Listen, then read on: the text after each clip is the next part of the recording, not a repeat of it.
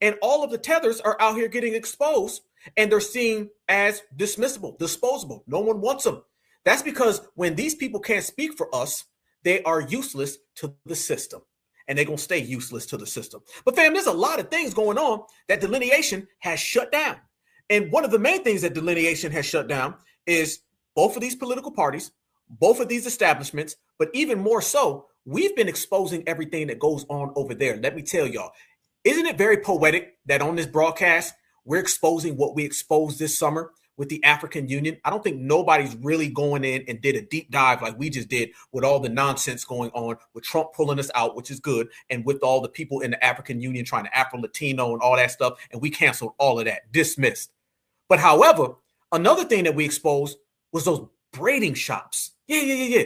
Y'all know all those braiding shops that we seen this summer, and we had a boycott because they was treating people funny. And when we said we was going to boycott them, they said we was xenophobic. But come to find out, family, those braiding shops have been holding a bunch of African people as slaves. So yeah, not only do you have slavery in Africa, you got Africans enslaving Africans in African braiding shops, the same braiding shops that Black Americans said that we was going to boycott. You can thank us later. We always right. Let me show y'all this right here. Story that popped up. Shout out to my brother Melrose if he's listening. Shout out to Melrose. I got this from my brother. Check this out, fam. Look at this. Very disturbing. Black Americans are always right. Everyone else is always wrong. And we just look better than everybody because we're some very, very good looking people. Watch this. Victims of something hard to believe. Something you might never expect. Something that happened in plain sight. You are looking at girls who were held as slaves in America. Not for a week or a month, but for years. Can you tell us about what it was like having someone else control all of your movements, everything you did? It was like being trapped, being in a cage. It's horrible. Mm-hmm. Like sometimes it's not enough food for us to eat, no freedom at all. Nicole and Zena and another 20 girls like them were brought to the U.S. from their homes in the West African nations of Ghana and Togo nearly a decade ago. Barely teens, promised an American education. They were instead enslaved in Newark, New Jersey. What did the traffickers take from you? They took my childhood from me, my teenhood. They took it from me. They took my trust from me, and they took everything. They took everything away from me. The girls were forced to work in hair braiding salons, serving customers all day, right out in the open. Their captors took all the money the girls earned, every penny. How many days a week were you working? 7 days a week. How many hours a day? Sometimes 14 hours. This went on for 5 to 6 years. Traffickers held the girls in several houses in Newark and East Orange. The traffickers no longer live there.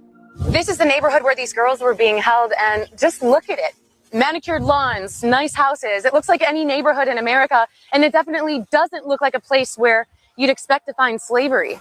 Who would commit such a crime? These are the traffickers. Whoa! Freeze, y'all! Hold up! Do you see how deep this is? Family, are y'all picking up on this like I'm picking up on this? What in the hell? Don't ever talk about Black Americans again. Don't fix your ashy ass, need some Vaseline lips and mention my lineage.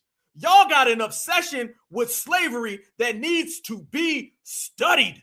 Damn. What is going on in the world today? Or shall I say, what's going on with these damn tethers today? I can't make this up. Y'all can't make this up. We ain't make this up. This is a prime example of how these individuals are. Akawavi Afolabi, the wife, was the ringleader.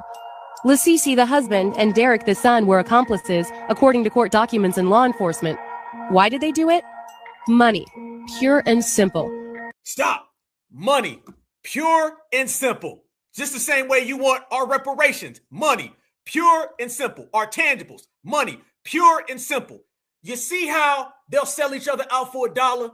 Do you see why we said that these people would not share reparations? So all of that reparations, one big African Negro, don't exist to us? Shut it all down.